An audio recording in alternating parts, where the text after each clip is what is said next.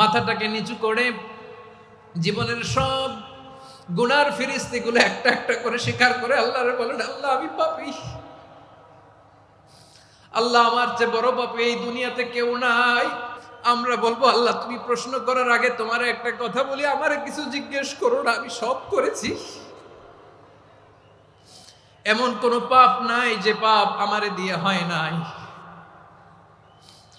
তোমার রহমত দিয়ে তুমি জান্নাতে পাঠাবা, তোমার দয়ায় জান্নাতে যেতে চাই, আমল দিয়ে না। পারবেন বলতে? কিয়ামতের দিন আমরা বলবো, আল্লাহ আমার আমল দিয়ে জান্নাত চাই না, আমি তোমার দয়া দিয়ে জান্নাত চাই।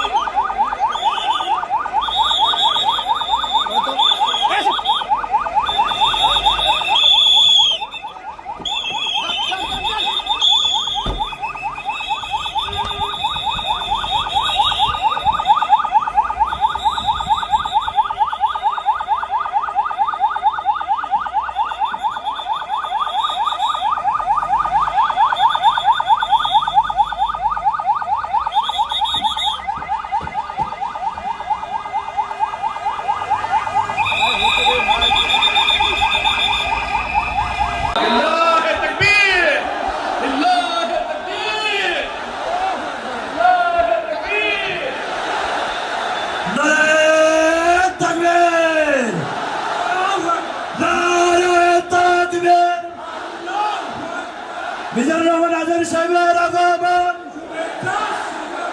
পটুয়াখালীর পক্ষ থেকে, ওয়েলফেয়ার ফাউন্ডেশনের পক্ষ থেকে, বরিশালের পক্ষ থেকে। আজকে আমরা যে টপিকটা নিয়ে আলোচনা করব সেটা হচ্ছে, আমরা যে জীবনে বিপদে পড়ি, আমরা বিপদে পড়লে আমাদেরকে উদ্ধার করে কে? আল্লাহ ছাড়া আমাদের বাঁচানোর কেউ আছে? উদ্ধার করার কেউ আছে? রক্ষা করার কেউ আছে? এজন্য বিপদে পড়লে আমরা চাইবো কার কাছে? আমাদের যাই দরকার হোক আমরা ফরিয়াদ করব কার কাছে? নাকি মাজারে যেয়ে চাবেন? মাজারে যেয়ে চাবেন? অনেকে তো মাজারে যেয়ে কপাল ঘষে, আছে না নাই? মাজারে যেয়ে সন্তান চায়, আছে? এই এলাকায় নাই, এলাকার লোকদের আকীদা খালেস আমি জানি। মাজারে যেয়ে কপাল ঘষে আর সন্তান চায়। আচ্ছা, মাজারে গেলে সন্তান পাওয়া যায়? আচ্ছা, মাজারে না গেলে যদি বাচ্চা না হতো, গরু ছাগলের যে বাচ্চা হয় ওরা কোন মাজারে মানত করে বলেন? কথা কি বুঝতেছেন? এই যে প্রতি বছর গরু ছাগল ভেড়া এগুলো যে বাচ্চা দেয়, এরা কোন মাজারে যে মানত করে? এজন্য চাইতে হবে একজনের কাছে, তিনি কে? আমার প্রিয় পটুয়াখালীবাসী, মাজার জিয়ারত করা সুন্নাহ। আমরা মাজার জিয়ারত করব, আল্লাহ ওয়ালাদের কবরে যাব, আমরা সেখানে যে সালাম দিব, দোয়া করব, নিজের জন্য করব, কবরে শুয়ে থাকা মাইয়েতের জন্য করব, পুরো মুসলিম উম্মার জন্য করব। কিন্তু কবরে যিনি শুয়ে আছে ওই বাবার কাছে সন্তান চাওয়া যাবে? চাকরি চাওয়া যাবে? সফলতা চাওয়া যাবে? সফলতা দেয় কে? সবাই বলেন নাই, আওয়াজ করে বলেন, সফলতা দেওয়ার মালিক কে? এক কথাই রব্বুল আলামিন বলেন, ওয়া ইয়ামসাসকাল্লাহু বিদুররিন ফালা কাশিফা লাহু ইল্লা হু ওয়া ইয়ুরিদকা বিখাইরিন ফালা রাদ্দা লিফাদলি ইউসিবু বিহি মান ইয়াশাউ মিন ইবাদিহি ওয়া হুয়াল গফুরুর রহিম। আল্লাহু আকবার। আল্লাহ বললেন ওয়া ইয়ামসাসকাল্লাহু বিদুররিন ফালা কাশিফা লাহু ইল্লা হু। আল্লাহ যদি তোমাকে কোনো বিপদ স্পর্শ করায়, আল্লাহ যদি তোমারে কোনো বিপদে ফেলে দেয়, ওই বিপদ থেকে উদ্ধার করার তিনি ছাড়া আর কেউ নাই। জোরে বলেন ঠিক কিনা? তিনি যদি কোনো বিপদে ফেলেন, তিনি ছাড়া বিপদ থেকে উদ্ধার করার কেউ নাই। আর তিনি যদি তোমার প্রতি কোনো অনুগ্রহ করতে চান, ওই অনুগ্রহ ঠেকিয়ে দেওয়ার ক্ষমতাও কারো নাই। আল্লাহ যদি আপনার সফলতা দিতে চায়, পৃথিবীর কোন শক্তি ওই সফলতাকে থামাতে পারে? এজন্য আল্লাহ বললেন, খবরদার, চিন্তা রাখিদা খালিস করে নাও। ওয়া ইয়ামসাসকাল্লাহু বিদুররিন ফালা কাশিফা লাহু ইল্লা হু। আল্লাহ বিপদে ফেললে বিপদ থেকে উদ্ধার করার কেউ থাকে না। আর আল্লাহ যদি তোমার প্রতি দয়া দেখাতে চান, অনুগ্রহ করতে চান, ওই অনুগ্রহকে প্রতিরোধ করার মতো ক্ষমতা কারো নাই। তিনি তার বান্দাদের মধ্য থেকে যাকে ইচ্ছা তাকে দেন, যত ইচ্ছা তত দেন। তিনি ক্ষমাশীল, তিনি মেহেরবান। সুবহানাল্লাহ। তিনি ক্ষমাশীল, তিনি মেহেরবান। তাহলে এই আয়াত থেকে আমরা বুঝতে পারলাম, আমরা যদি বিপদে পড়ি আমাদেরকে কেউ বাঁচাতে পারে না। আমার বাবা আমারে বাঁচাতে পারে? হ্যাঁ? আমার মা আমাকে বাঁচাতে পারে? আমার বন্ধু আমারে বাঁচাতে পারে? আমার দলের কর্মী আমাকে বাঁচাতে পারে? আমার পীর সাহেব আমারে বাঁচাতে পারে? আমার পটুয়াখালীর ভাইয়েরা খেয়াল রাখবেন, বাঁচাতে পারে এক মহান সত্তা, উদ্ধার করতে পারে এক মহান সত্তা। চিৎকার করে বলুন, তিনি কে? আবার আল্লাহ বললেন, আম্মাই ইউজিবুল মুযতাররা ইযা দাআহু ওয়া ইয়াকশিফুস সুআ ওয়া ইয়াজআলুকুম খুলাফাআল আরদ আইলাহুম মা'আল্লাহ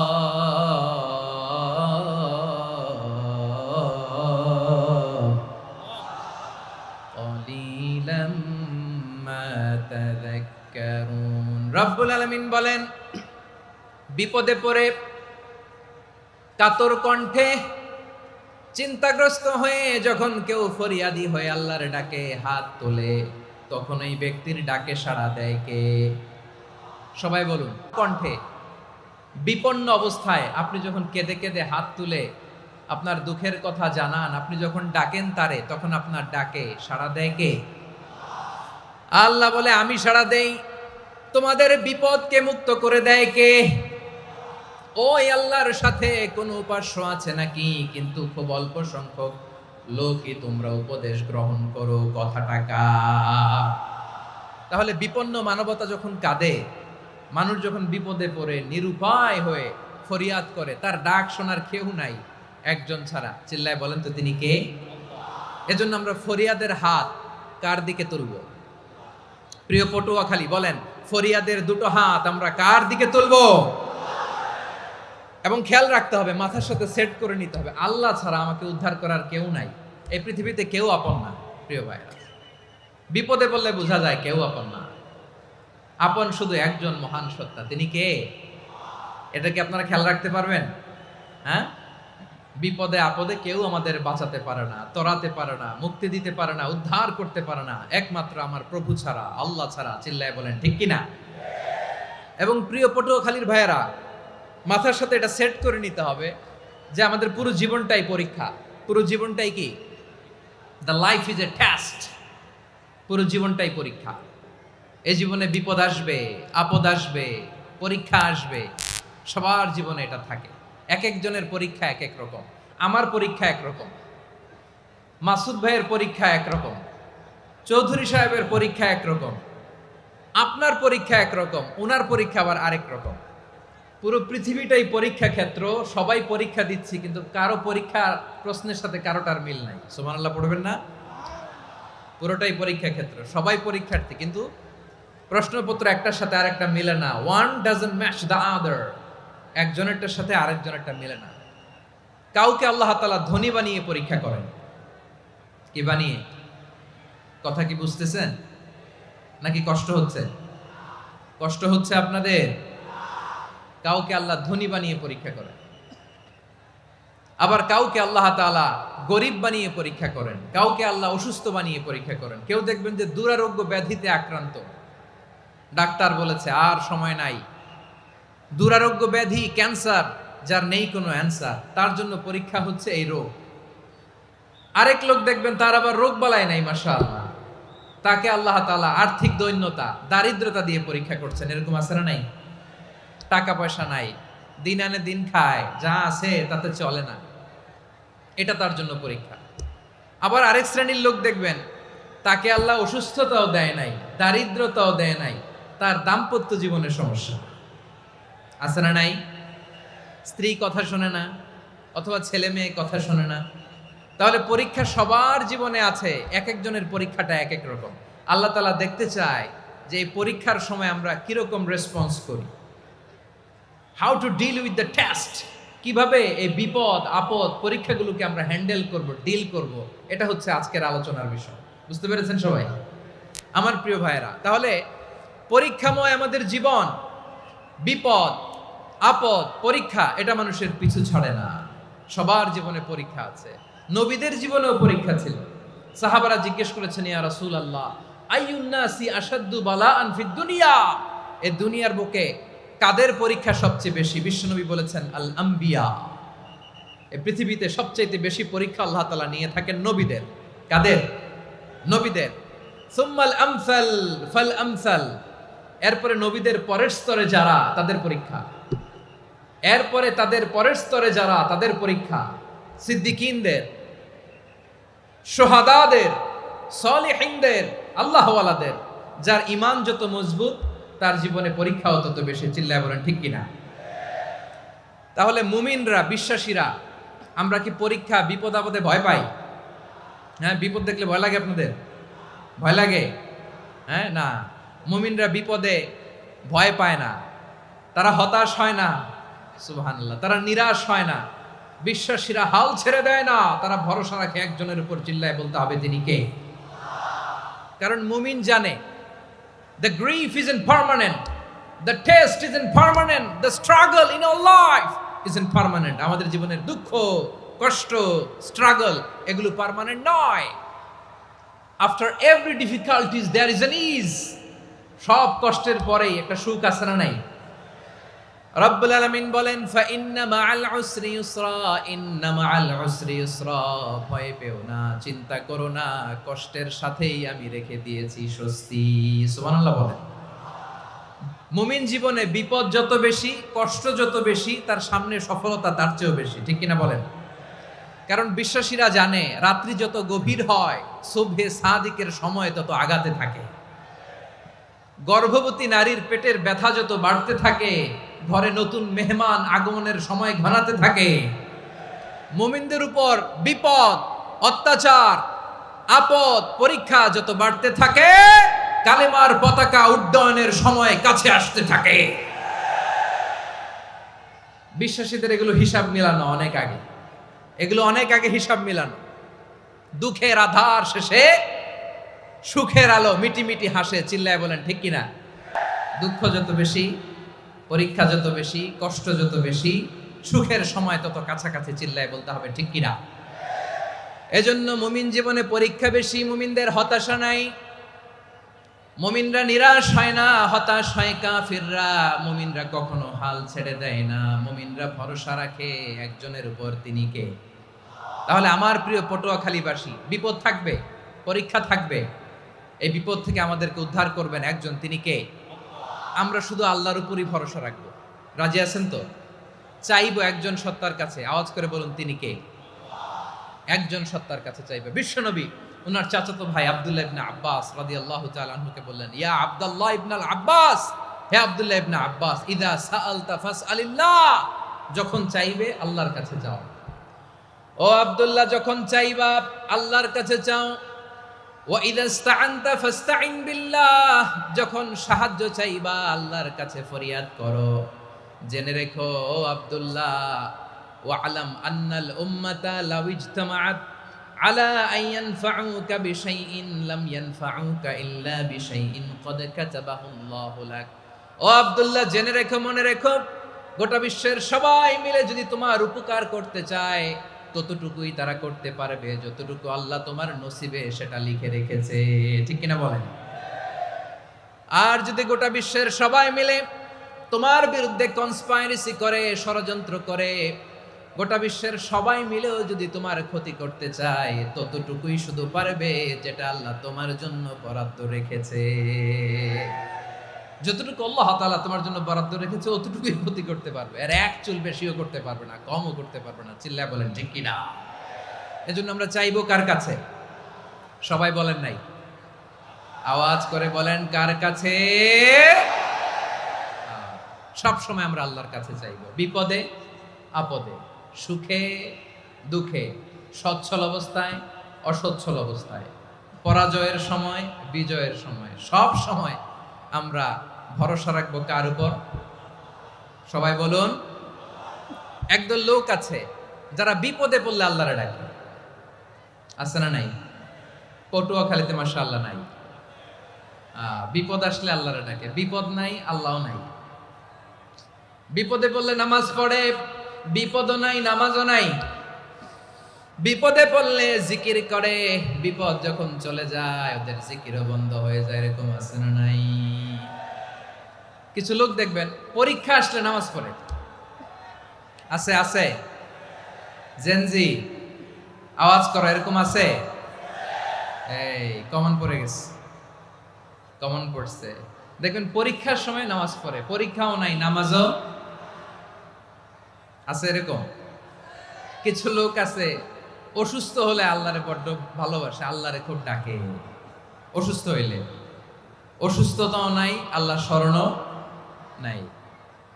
দেখবেন কিছু লোক নির্বাচন আসলে খুব আল্লাহ আল্লাহ হয়ে যায়,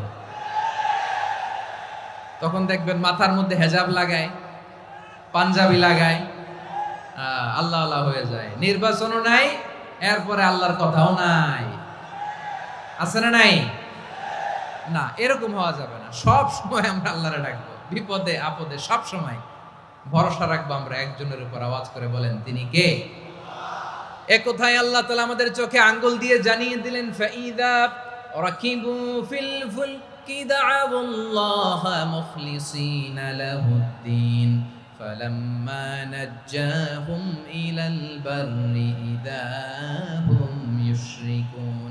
আল্লাহ বলে একদল লোক আছে, তারা যখন নৌযানে চড়ে, জলযানে চড়ে, সাগরের মধ্যে যখন জাহাজে চড়ে, লঞ্চে চড়ে, তারা যখন তুফানের সম্মুখীন হয় তখন তারা আল্লাহরে বড্ড বেশি ডাকে, একান্ত ভাবে ডাকে, বিশুদ্ধ চিত্তে ডাকে।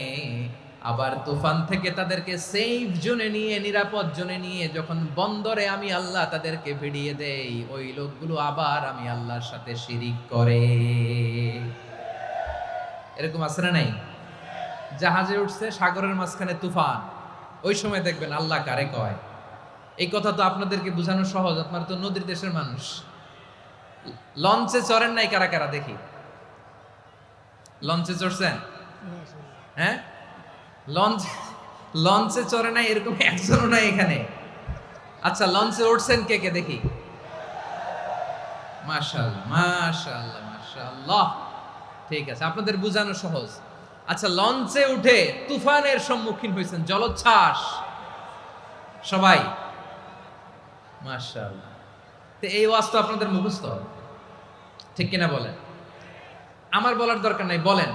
মাঝ নদী, তুফান, জলোচ্ছ্বাস, জলের মধ্যে উচ্ছ্বাস, ঢেউ, টর্নেডো, সাইক্লোন, মেঘের ঘনঘটা, পরিবেশ ঘুটঘুটে অন্ধকার, লঞ্চ একবার এদিকে আরেকবার ওইদিকে, ভিতরে কি অবস্থা হয় বলেন তো?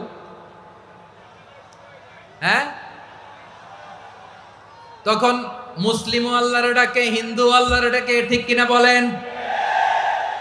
আস্তিক আল্লাহর ডাকে, নাস্তিক আল্লাহর ডাকে, ঠিক কিনা? লঞ্চের ভেতর, স্টিমারের ভেতর কান্নারে রোল পড়ে যায়, চিৎকারের রোল পড়ে যায়, সবার মুখ দিয়ে শুধু একটা আওয়াজ, লা ইলাহা লা ইলাহা লা ইলাহা সুবহানাল্লাহ আলহামদুলিল্লাহ লা ইলাহা। আল্লাহ নামের জিকির করবে যারা, আল্লাহর কাছে প্রিয় তারা। আল্লাহর কাছে প্রিয় যারা জান্নাতে প্রবেশ করবে তারা জোরে লা ইলাহা লা ইলাহা ইল্লাল্লাহ লা ইলাহা ইল্লাল্লাহ মুহাম্মাদুর রাসূলুল্লাহ সাল্লাল্লাহু আলাইহি ওয়াসাল্লাম। আমার প্রিয় পটুয়াখালীবাসী, তাহলে লঞ্চের ভেতরে যখন আমরা তুফানের মধ্যে পড়ি তখন সবাই মিলে আমরা একটা নামের জিকির করি। নামটা কার? মুসলমানেরাও ডাকে, হিন্দুরাও ডাকে, আস্তিকও ডাকে, নাস্তিকও ডাকে, সবাই ডাকে একজনকে। তিনি কে? আবার দেখবেন ওই আল্লাহ তুফানের পরে, ঝড়ের পরে ওই লঞ্চটাকে যখন সদর ঘাটে ফিরিয়ে দেয়, আবার আমরা নাফরমানি শুরু করে দেই। সে কোথায়? আল্লাহ বললেন ফাইদা রাকিবু ফিল ফুলকি দা'আউল্লাহ মুখলিসিনা লাহুদ্দিন ফালাম্মা নাজ্জাহুম ইলাল বাররি ইযা হুম ইউশরিকুন। সাগরে যখন তুফানে পড়ে আমি আল্লাহর ডাকে, আবার আমি আল্লাহ যখন বাঁচিয়ে দেই, আবার আমি আল্লাহর সাথে শিরিক শুরু করে। আমরা কি এরকম হতে চাই নাকি? এরকম করবেন? হ্যাঁ না, আমরা তুফানে পড়লেও আল্লাহরে ডাকি, আবার বাঁচায় দেওয়ার পরেও ডাকি কারে? আল্লাহকেই ডাকি। বিমানের মধ্যে মাঝে মাঝে দেখবেন যে এয়ার টার্বুলেন্স হয়, জানেন? এয়ার টার্বুলেন্স জানেন তো? মাঝে মাঝে বিমানটা বাউন্সিং করে, বাম্পি, ভেরি বাম্পি ওয়েদার। শোনেন নাই? 40,000 ফিট উপরে যখন থাকে তখন পাইলট মাঝে মাঝে বলে, dear passengers, ladies and gentleman, right now we are flying 40,000 feet above the ground and we are passing very air turbulence, very heavy air turbulence right now. Please fasten your seat belt. দেখবেন মাঝে মাঝে বলে যে ভদ্র মহিলা, ভদ্র মহোদয়গণ, আমরা 40,000 ফিট উপর দিয়ে যাচ্ছি আর এয়ার টার্বুলেন্স ফেস করছি, মেহেরবানি করে আল্লাহর হস্তে সিট বেল্ট বাঁধুন। তখন বিমানটা এরকম বাউন্সিং করে, শেকিং করে। আপনারা মুখোমুখি হয়েছেন? ইদানিং এই এয়ার টার্বুলেন্স বেড়ে গিয়েছে। গত বছর আমার ইন্টারন্যাশনাল অনেকগুলো ফ্লাইট ছিল, তো আমি দেখলাম যে আগের ফ্লাইটগুলোর তুলনায় এখন এয়ার টার্বুলেন্স খুব বেশি। আমি একটু রিসার্চ করে দেখলাম ক্লাইমেট চেঞ্জের কারণে, জলবায়ু পরিবর্তনের কারণে আকাশের বাতাসের মুভমেন্টে পরিবর্তন হয়েছে, ফলে এখন বিমান শেকিং করে বেশি, বাউন্সিং, বাম্পি ওয়েদার। তো বলেন তো 40,000 ফিট উপরে যখন আপনি, কয় হাজার ফিট? সবাই বলুন কয় হাজার ফিট? 40,000 ফিট উপরে যখন আপনি, তখন যখন বিমানটা এরকম বাউন্সিং করে, সবাই যখন ভমিটিং করে বিমান নষ্ট করে দেয়, বমি করে, তখন বাঁচানোর কে আছে আল্লাহ ছাড়া? কেউ আছে? ওই মুহূর্তেও সবাই মিলে একজনের ডাকে আওয়াজ করে বলেন তিনি কে?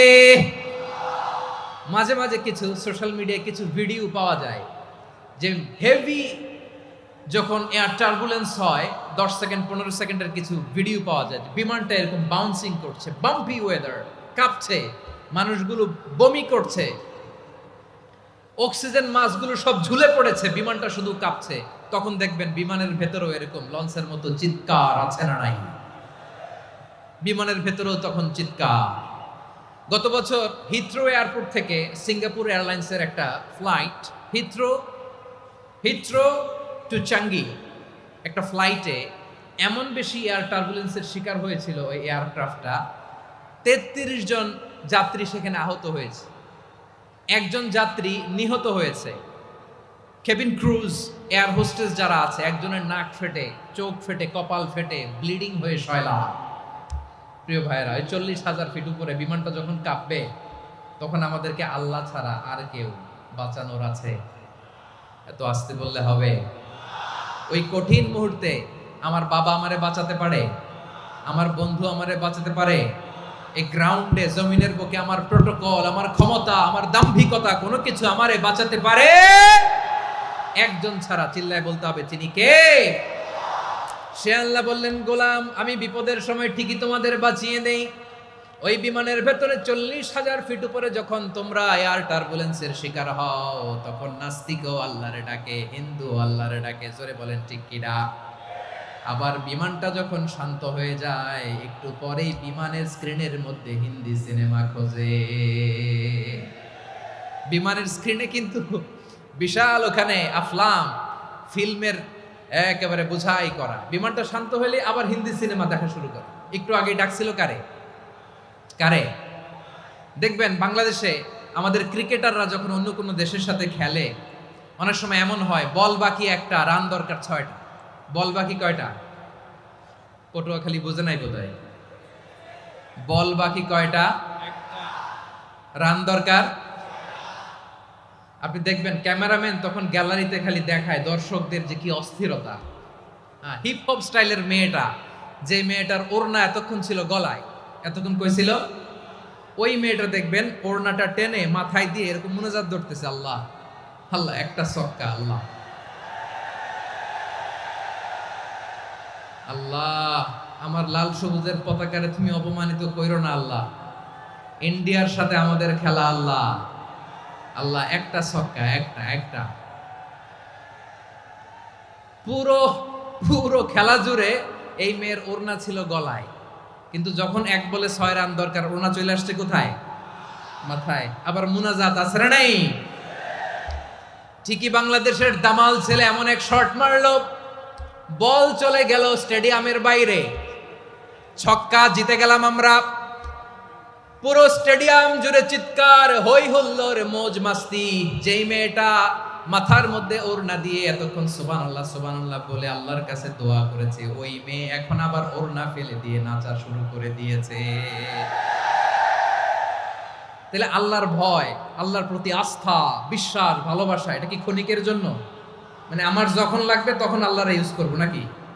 হ্যাঁ, বিপদে আপদে, সুখের সময় দুঃখের সময়, সচ্ছল অসচ্ছল অবস্থায় বিশ্বাসীরা ভরসা রাখে একজনের উপর। চিৎকার করে বলো পটুয়াখালী তিনি কে? সে আল্লাহ বললেন, গোলাম মনে করো না জাহাজ থেকে সদরঘাটে ভিড়িয়ে দিলাম তুমি নিরাপদ হয়ে গেছো, মনে করো না 40,000 ফিট থেকে সেফ ল্যান্ডিং এর পরে এয়ারপোর্টে নেমে গেলেই তুমি নিরাপদ হয়ে গেছো। ও মিয়া, বিপদ কি শুধু সাগরে আর আকাশে? ঘরের বিপদও, ঘরের ভেতরও বিপদ আসতে পারে কি পারে না? এজন্য সূরা মুলক আল্লাহ বললেন, আমিনতুম মান ফিস সামাই আন ইয়াখসিফা বিকুমুল আরদা ফাইযা হিয়া তামুর। তোমরা কি ভাবছো তোমরা নিরাপদ? সাগরের মধ্যে তুফান, আল্লাহ আল্লাহ ডাকলাম, সদরঘাটে যেয়ে পড়ছি, পয়সা গেছেন তো আপনি। আর পাবে আপনারে আল্লাহ? আল্লাহরে তো সাগরের মাঝখানে তো আল্লাহ আপনারে পাইছিল, আর তো পাবে না। আর পাবে আপনারে? আর আল্লাহ ধরতে পারবে আপনারে? ঘরের ভেতরও বিপদ দিয়ে আটকাতে পারে কে? 5 স্টার 7 স্টার হোটেলের ভেতরও আমাকে বিপদের মধ্যে ফেলে দিতে পারেন কে? আল্লাহ বললেন, তোমরা কি ভেবেছো তোমরা নিরাপদ? আমি চাইলে ল্যান্ডস্লাইডস, ভূমি ধস দিয়ে 1 লক্ষ 1 মুহূর্তে নিয়ে যেতে পারি। এক সুনামি দিয়ে থাপ্পড় মেরে 3 লক্ষ সাগরের ভেতরে ঢুকায় দিতে পারি। 1 সেকেন্ডও লাগে না আমার। أم أمنتم من في السماء أن يرسل عليكم حاصبا فستعلمون كيف نذير। আল্লাহ চাইলে আকাশ থেকে পাথর বৃষ্টি নাজিল করতে পারেন কি পারেন না? এই মুহূর্তে এখানে ভূমিকম্প দিতে পারেন কি পারেন না? আচ্ছা, ভূমিকম্প যখন হয় আমাদের কারো হুঁশ থাকে? আপনি মনে করছেন আমরা সাধারণ মানুষ, আমরা দৌড় দেই, আর প্রেসিডেন্ট প্রধানমন্ত্রী ওনারা বুঝি খাটে শুয়ে থাকে? কথা বুঝে নাই বোধহয়। ভূমিকম্প, আর্থকোয়েক যদি হয়, বাঁচার জন্য আমরা কি করি? হয় খাটের তলায়, ডাইনিং টেবিলের নিচে, উপরে শক্ত কিছু আছে এটার নিচে, অথবা ঘর থুইয়া দেও দৌড়। তো প্রধানমন্ত্রী উনি কি করে? প্রেসিডেন্ট উনি কি করে? হ্যাঁ, উনি খাটের মধ্যে যে শুয়ে থাকে নাকি? উনিও দৌড়, সাধারণ মানুষও দৌড়, প্রধানমন্ত্রীও দৌড়, বাড়িওয়ালাও দৌড়, ভাড়াটিয়াও দৌড়, সবাই দৌড়। নাকি ভাড়াটিয়ারা বাড়ি থুইয়া দৌড়, বাড়িওয়ালারা আর বেরোয় না? এরকম না। তাহলে যে কোনো মুহূর্তে ভূমিকম্প দিয়ে নাস্তানাবুদ করতে পারে কে? আমার প্রিয় ভাইয়েরা, আমরা নিরাপদ নই, আমরা তার দয়ায় বেঁচে আছি। কার দয়ায়? এজন্য আল্লাহ বললেন, গোলাম যে কোনো মুহূর্তে বিপদ দিয়ে তোমাদেরকে নাস্তানাবুদ করতে পারি। বিশ্বাসী বলে যদি নিজেকে দাবি করো, সব সময় ডাকতে হবে একজন সত্তাকে। বলেন তিনি কে? এই কথা ক্লিয়ার? এই সবগুলো উদাহরণ শেষে সবার কাছে ক্লিয়ার হয়েছে না যে বিপদ থেকে, আপদ থেকে, পরীক্ষা থেকে, ক্যালামিটি থেকে আমাদেরকে কেউ বাঁচাতে পারে না একজন সত্তা ছাড়া। আবারও বলেন তো তিনি কে? ক্লিয়ার? হ্যাঁ, সবাই বুঝতে পারছেন? আচ্ছা, এবার আমরা দেখি বিষ্ণু ইসা ইসলামের জীবনে বিপদ আপদ ছিল কিনা।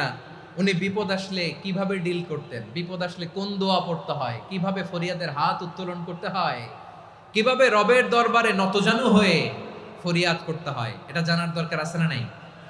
আসুন আমরা বিশ্বনবীর জীবনী থেকে দেখি বিপদ আসলে উনি কি করতেন। বিপদ আসলেই প্রথমে বিশ্বনবী সাল্লাল্লাহু আলাইহি ওয়াসাল্লাম একটা দোয়া পড়তেন। কি পড়তেন? তিনি পড়তেন ইন্না লিল্লাহি ওয়া ইন্না ইলাইহি রাজিউন। নিশ্চয় আমরা আল্লাহর জন্য, নিশ্চয় আমরা কার দিকে ফিরবো ভাই? আবার কার দিকে ফিরবো? আওয়াজ করে বলুন তো, আমরা এসেছি কার কাছ থেকে, আবারও ফিরে যাব কার কাছে? এজন্য বিষ্ণুই পড়ছেন ইন্না লিল্লাহি ওয়া ইন্না ইলাইহি রাজিউন। নিশ্চয় আল্লাহর জন্য, ওই আল্লাহর দিকেই আমরা ফিরে যাব। তারপরে বিষ্ণুই পড়তেন আল্লাহুম্মা আজুরনি ফি মুসিবাতি ওয়াখলুফ লি খায়রাম মিনহা। একসাথে প্রথমে পড়তেন ইন্না লিল্লাহি ওয়া ইন্না ইলাইহি রাজিউন, তারপর পরে পড়তেন আল্লাহুম্মা আজুরনি ফি মুসিবাতি ওয়াখলুফ লি খায়রাম মিনহা। মানে আল্লাহ, এই যে আমি বিপদে ধৈর্য ধারণ করলাম, এটার সব তুমি আমার দাও, আর যেটা হারালাম এর চেয়ে ভালো কিছু দিয়ে মেকআপ করে দিও, ভালো কিছু দিয়ে বদল করে দিও। সুবহানাল্লাহ পড়েন। তাহলে বিপদ আসলে আমরা কি পড়ব? কথা বলেন। এই যে আমি শুয়েছিলাম, নাশিদ গাচ্ছিল ওরা, এদেশে পরস্পরে দেখা হলে দেয় সালাম, এদেশে আমজনতার হৃদয় জুড়ে পাকালাম, এদেশে বিপদ এলে সর্বজনে সর্বক্ষণে দোয়া পড়ে ইন্না লিল্লাহ। কি পড়ে? সুবহানাল্লাহ সুবহানাল্লাহ সুবহানাল্লাহ সুবহানাল্লাহ। এদেশে আজান শুনে সূর্য ওঠে শহর গ্রামে, এদেশে আজান শুনে সূর্য ডুবে সন্ধ্যা নামে, এদেশে সকল কাজে সবাই বলে বিসমিল্লাহ, এদেশে ভালো কিছু দেখে শুনে হাসি মুখে সবাই বলে মাশাআল্লাহ। সুবহানাল্লাহ পড়েন। তাহলে বিপদ এলে আমরা কি পড়ি? কথা বুঝলে সবাই উত্তর দিতে হবে। বিপদ এলে কি পড়ি?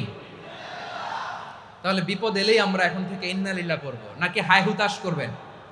একদল আছে হাই হুতাশ করে, হায় আল্লাহ রে মোর কি হইল রে, মুই কি হরমু রে, মুই কমবে জামু রে, আছে না নাই? এরকম বিলাপ করতে নিষেধ করেছেন বিশ্বনবী। কি করব, কই যাব, কি হবে, হায় হায়, এরকম হাহুতাশ আছে না নাই? বিশ্বাসীরা হাহুতাশ করে না, তারা ইন্না লিল্লাহ পড়ে। কি পড়ে মনে থাকবে? আমরা পড়বো ইন্না লিল্লাহি ওয়া ইন্না ইলাইহি রাজিউন। নিশ্চয়ই আমরা আল্লাহর জন্য, আমরা আল্লাহর দিকেই ফিরে যাব। এরপর পড়বো আল্লাহুম্মা আজুরনি ফি মুসিবাতি ওয়াখলুফ লি খায়রাম মিনহা। আল্লাহ, আমি যে বিপদে ধৈর্য ধারণ করলাম এটার সওয়াব দিও, আর যা হারালাম তার চেয়ে ভালো কিছু দিয়ে বদল করে দিও। সুবহানাল্লাহ পড়েন। বিশ্বনবীর হাদিস শুনলেন উম্মে সালামা রাদিয়াল্লাহু তাআলা আনহা। ওনার স্বামী হলো আবু সালামা। মজার ঘটনা খেয়াল করে শুনেন আমার প্রিয় কলিজার টুকরা ভাইয়েরা। কানগুলো খরগোশের কানের মতো খাড়া করে আমার দিকে তাকান। সাইয়্যিদাতুনা উম্মে সালামা রাদিয়াল্লাহু তাআলা আনহা, ওনার স্বামীর নাম আবু সালামা। শ্রেষ্ঠ দম্পতি, শ্রেষ্ঠ ফ্যামিলি। প্রথমে হিজরত করেছিলেন হাবাসায়, পরে হিজরত করেছেন মদিনায়। উহুদ যুদ্ধের পরে ওনার স্বামী আবু সালামা ইন্তেকাল করলো, শহীদ হলো। সুবহানাল্লাহ পড়েন। যখন আবু সালামা ইন্তেকাল করলো, উম্মে সালামা রাদিয়াল্লাহু তাআলা আনহা কেঁদে কেঁদে হয়রান। আর নবীর শিখানো বাণী অনুযায়ী তিনি বারবার পড়ছিলেন ইন্না লিল্লাহ। কি পড়ছিলেন? জামু কি হরমু এগুলো বলে নাই, কি বলছে? ইন্না লিল্লাহ। যেহেতু বিশ্বনবী বলেছেন কেউ যদি বিপদের প্রথম ধাক্কায় পড়ে ইন্না লিল্লাহি ওয়া ইন্না ইলাইহি রাজিউন, আল্লাহুম্মা আজুরনি ফি মুসিবাতি ওয়াখলুফ লি খায়রাম মিনহা, তাহলে এই বিপদে যে সে যা হারালো তার চেয়ে শ্রেষ্ঠ কিছু দিয়ে আল্লাহ তার বদল দিয়ে দিবে। এই হাদিস শুনে উম্মে সালামা রাদিয়াল্লাহু তাআলা আনহা ওনার প্রাণ প্রিয় স্বামী আবু সালামার ইন্তেকালের পরে চোখের পানি ছাড়ে আর পড়ে ইন্না লিল্লাহি ওয়া ইন্না ইলাইহি রাজিউন। আল্লাহুম্মা আজুরনি ফি মুসিবাতি ওয়াখলুফনি খায়রাম মিনহা। বারবার এই দোয়া পড়ে চোখের পানি ছাড়ে, এই দোয়া পড়ে চোখের পানি ছাড়ে, আর মনে মনে বলে আবু সালামার মতো ভালো মানুষ মদিনাতে নাই, আবু সালামার চেয়েও ভালো মানুষ মদিনাতে নাই, তার চেয়ে ভালো মানুষ কি করে আল্লাহ তাআলা আমারে দিবে, তার চেয়ে ভালো মানুষ তো আমি মদিনাতে দেখি না। চোখের পানি দিয়ে বুক ভাসায় আর নবীর হাদিসের উপর আমল করে পড়ে ইন্না লিল্লাহি ওয়া ইন্না ইলাইহি রাজিউন, ইন্না লিল্লাহি ওয়া ইন্না ইলাইহি রাজিউন। পড়তে পড়তে চোখের পানি ছাড়ে আর চিন্তা করে বিশ্বনবী বললেন এই দোয়া পড়লে যেটা হারালাম তার চেয়ে ভালো কিছু দিয়ে আল্লাহ পুরস্কার দেয়। আবু সালামের চেয়ে ভালো মানুষ মদিনার মধ্যে আর কে হতে পারে? কি আজীব তামাশা, কি অবাক করা ঘটনা। কিছুদিন পরে দেখা গেল সাইয়্যিদুল মুরসালিন রাহমাতাল লিল আলামিন স্বয়ং বিশ্ব নবী উম্মে সালামাকে বিয়ের প্রস্তাব পাঠিয়েছে। স্বয়ং বিশ্ব নবী উম্মে সালামা রাদিয়াল্লাহু তাআলা আনহাকে বিয়ের প্রস্তাব পাঠিয়েছেন। উনি রাজি হয়ে গেলেন, বিয়ে হয়ে গেল, উনি হয়ে গেলেন উম্মুল মুমিনিন, আমাদের মা, পুরো মুসলিম উম্মার মা। চিৎকার করে বলেন আল্লাহু আকবার। তাহলে আমার প্রাণপ্রিয় ভাইয়েরা, বিপদে পড়লে আমরা পড়বো ইন্না লিল্লাহি ওয়া ইন্না ইলাইহি রাজিউন, আল্লাহুম্মা আজুরনি ফি মুসিবাতি ওয়াখলুফনি খায়রাম মিনহা। পড়বেন? পড়বেন না? যারা যারা বিপদ আসলে এই দোয়াটা পড়বেন এখন থেকে আওয়াজ করে ইনশাআল্লাহ বলেন। যা হারাইছেন তার চেয়ে শ্রেষ্ঠ জিনিস দিয়ে বদলা দিবে কে? বিশ্বাস হয়? একটু সন্দেহ লাগে মনে হয়, একটু সন্দেহ আছে? যাদের বিশ্বাস হবে তাদের কি আল্লাহ উত্তম বদলা দিবে, ঠিক কিনা বলেন? তাহলে বিপদে পড়লেই প্রথমে আমরা এটা পড়ব। দোয়াগুলো যদি এখন মুখস্থ না হয়, এই যে রেকর্ডিং হচ্ছে, পেয়ে যাবেন, কালকেই পেয়ে যাবেন। শুনে শুনে মুখস্থ করবেন। আমার মায়েরা, আমার বোনেরা, আপনাদের জন্য 3টি মাঠের অ্যারেঞ্জমেন্ট করা হয়েছে, আমি জানি। আপনারাও এই দোয়াগুলো পড়বেন, আপনার স্বামীকে শেখাবেন, সন্তানকে শেখাবেন, আপনার পুরো পরিবারটাকে জান্নাতের টুকরো বানিয়ে দিবে কে? তাহলে বিপদ আসলে প্রথমে কি পড়তে হবে এটা জেনে গেলাম। এরপরে বিপদ আসলে নিজেকে কি করে আল্লাহর কাছে সঁপে দিতে হয় এটাও জানার দরকার আছে না নাই? বিপদে প্রথমে ইন্নালিল্লাহ করলাম, ধৈর্য ধারণ করলাম, বিপদ থেকে উদ্ধারের সর্বোচ্চ চেষ্টা করলাম। আমার কাজ যখন শেষ তখন আমি আমার এই বিষয়টা আল্লাহর কাছে সঁপে দিব। কার কাছে সোপর্দ করব? কার কাছে? বিপদে বললে কেমন করে নিজেকে আল্লাহর কাছে সঁপে দিতে হয় আসুন সাইয়েদনা ইব্রাহিম আলাইহিস সালামের জীবনী থেকে জানি। আল্লাহর খলিল ইব্রাহিম আলাইহিস সালাম আমাদের মতো সমাজ ব্যবস্থা পায় নাই। আমরা জন্মের পরে আমাদের কানের ভেতরে আজান দিয়েছে কে? একামত দিয়েছে কে? আমাদের বাপদাদারা আমাদের কানে আজান দিয়েছে কি দেয় নাই? আমাদের জন্মের পরেই তো আজান, একামত, বাড়ির পাশে মসজিদ, প্রতিদিন আজান, জুমার খুতবা, প্রতি মাসে মাসে তাফসিরুল কোরআন মাহফিল, মসজিদ, মিনারা, অভাব নাই, ঠিক কিনা বলেন? আপনি যেই সুন্দর ইসলামিক এনভায়রনমেন্ট পেয়েছেন, আমাদের ইব্রাহিম খলিল উনিও কি এরকম পেয়েছিলেন? হ্যাঁ, উনি জন্মের পর পরে ওনার কানে আজান দিছে কেউ? আমার প্রিয় ভাইরা, আগা গোড়া একটা শিরকি পরিবেশ উনি জন্মগ্রহণ করেছেন। উনি ছাড়া ওই তল্লাটে একজনও আল্লাহর উপর বিশ্বাসী নাই। কল্পনা করতে পারেন? গোটা তল্লাটে, গোটা দেশে বিশ্বাসী মুমিন, আল্লাহর উপর বিশ্বাস স্থাপনকারী কয়জন? সবাই বলেন কয়জন? বাকি সব মুশরিক। বাকি সব মুশরিক নিজের সাথে নিজে শক্ত বোঝাপড়া করে, অ্যানালজি করে, সেলফ কনভারসেশন করে উনি মহা সত্যের সন্ধান পেয়েছে। উনি আকাশের তারা দেখে ভাবে মনে হয় এটাই আমার খোদা, ওরা দেখে তারা নাই, মনে মনে বলে না তাইলে এটা না। আবার চাঁদ দেখে বলে চাঁদটা বড় মায়া লাগে, মনে হয় এটাই আমার রব, পরে দেখে চাঁদও নাই, কয় না এটা না। এরপরে দ্বীপ প্রহরের জলজলে সূর্যটা খাঁ খাঁ করে গোটা পৃথিবীটারে রৌদ্র দিয়ে তাতিয়ে রাখে। তিনি ভাবলেন মনে হয় এটাই আমার রব, কারণ এটাই তো সবচেয়ে বড়। কিন্তু বিকেল বেলা ওই সূর্যটাও যখন চলে যায়, সাইয়েদনা ইব্রাহিম বলে না এটাও তো নাই, আমার খোদা যদি আমারে ছেড়ে চলে যায়, বিপদে পড়লে আমারে উদ্ধার করবে কে? এভাবে নিজের সাথে অ্যানালজি, সেলফ কনভারসেশন করতে করতে করতে তিনি মহা সত্যের সন্ধান পেয়েছেন। সুবহানাল্লাহ পড়েন।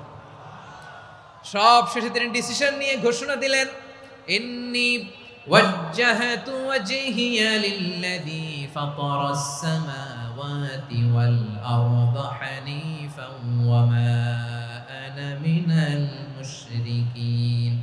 নিশ্চয় আমি এমন সত্তার দিকে মনোনিবেশ করলাম মুখাপেক্ষী হলাম যিনি আকাশ বানিয়েছেন, জমিন বানিয়েছেন, আমি মুশরিক নই। সুবহানাল্লাহ। পারতেন, আপনি পারতেন? কেউ নাই, লক্ষ লক্ষ মুশরিক, আপনি একা। ওনার মতো এরকম বিচক্ষণতা দিয়ে আল্লাহরে খুঁজে পাইতে পারতেন আপনি? কি নবী ছিল, আল্লাহকে খুঁজে পেয়েছে। যখন আল্লাহর ইবাদত শুরু করলো, এই কথা ছড়ায় পড়লো চারদিকে। নমরুদ সাইয়েদনা ইব্রাহিমকে ডেকে পাঠালেন।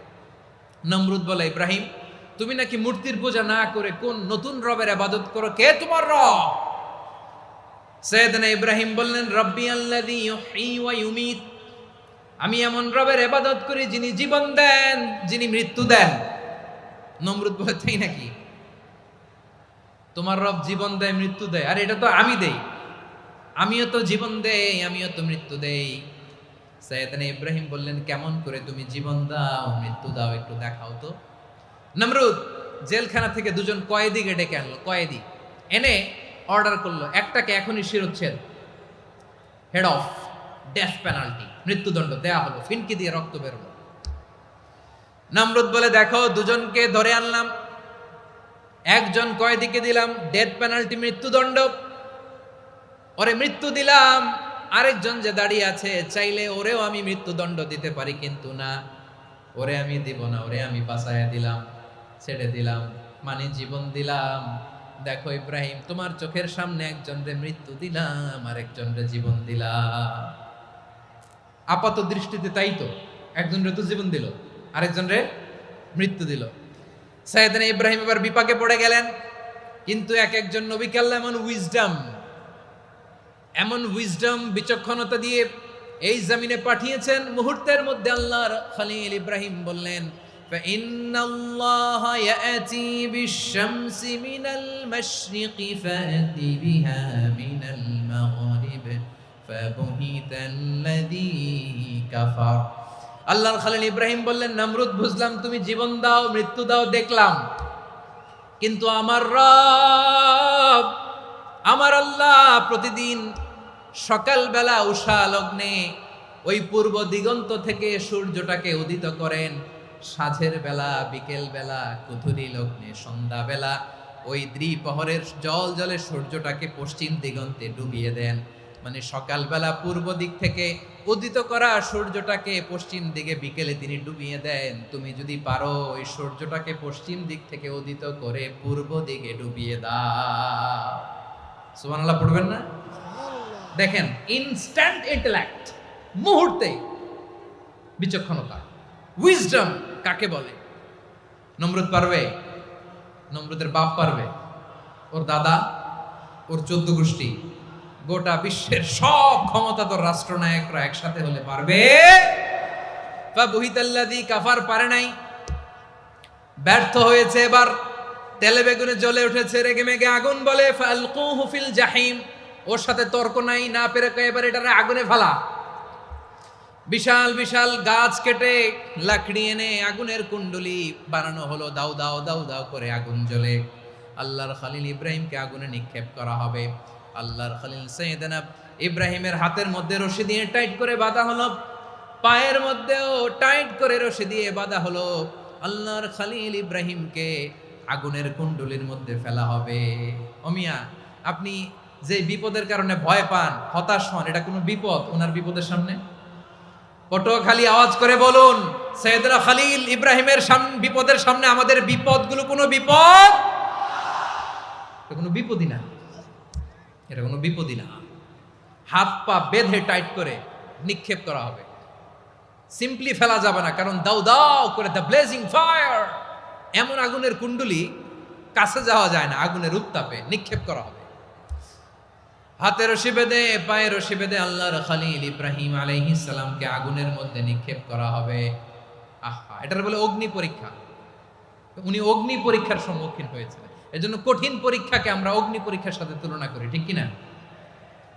সাইয়েদনা জিবরাইল এসে বললেন, ও আল্লাহর খলিল, ওরা তো আপনার হাতও বেঁধে ফেললো, পাও বেঁধে ফেললো, নড়াচড়ার সুযোগ নাই, বলেন আমি জিবরিল ফেরেশতা আপনার জন্য কি করতে পারি? আল্লাহর খলিল ইব্রাহিম বলেন, ও জিবরাইল, তোমার কাছে আমার কোনো চাওয়া পাওয়া নাই। সুবহানাল্লাহ বলেন। তোমার কাছে বলার কিছু নাই, তোমার সাহায্যের আমার দরকার নাই। সাইয়েদনা ইব্রাহিম আলাইহিস সালামকে হাতে পায়ে রশি বেঁধে হাত পা বাঁধা অবস্থায় জ্বলন্ত অগ্নিকুণ্ডে যখন নমরুদের দলবল নিক্ষেপ করবে, আল্লাহর খালিল কিভাবে নিজেকে আল্লাহর কাছে সঁপে দিয়েছেন পটুয়াখালীর ভাইরা খেয়াল করে শুনুন। হাত পা বেঁধে আল্লাহর খালিলকে যখন নিক্ষেপ করা হবে, তিনি মুখ ফুটে বলে ফেললেন, হাসবুনাল্লাহু ওয়া নি'মাল ওয়াকিল। হাসবুনাল্লাহু ওয়া নি'মাল ওয়াকিল, আমার জন্য আল্লাহই যথেষ্ট, আমার জন্য আল্লাহই যথেষ্ট। তিনি আমার সবচেয়ে বড় গার্ডিয়ান, তিনি আমার সবচেয়ে বড় অভিভাবক। জিব্রাইলের সাহায্যে অফারকে ফিরিয়ে দিলেন। দুনিয়ার বুকে কারো কাছে কিছু বলেন নাই, মুখ ফুটে বলেছেন হাসবুনাল্লাহ।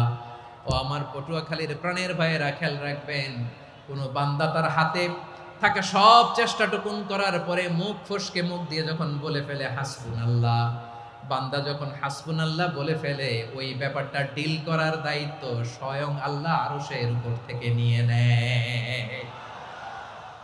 আপনি যখন বলে ফেলবেন হাসবুনাল্লাহ, এটা ডিলিং করবে কে তখন? চিল্লায় বলেন না, তিনি কে? বান্দা তার সাধ্যের সবটুকু চেষ্টার পরে নতজানু হয়ে যখন বলবে হাসবুনাল্লাহ, আল্লাহ তুমি আমার জন্য যথেষ্ট, নি'মাল ওয়াকিল, তুমি আমার শ্রেষ্ঠ অভিভাবক, তখন তার কি দরকার না দরকার এটা ডিল করে স্বয়ং আল্লাহ। নিক্ষেপ করা হলো সাইয়েদনা ইব্রাহিমকে অগ্নিকুণ্ডলিতে। হাজার হাজার মানুষের দৃশ্য দেখার জন্য জড়ো হয়েছে এরকম বিশাল ময়দানে।